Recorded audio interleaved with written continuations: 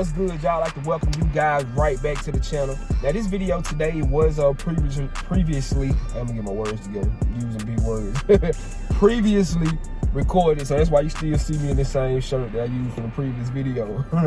But I went to, I didn't know that Hugo Boss and bapejapan had a collab. So I know all you guys, I know everybody across the world loves bape, everybody.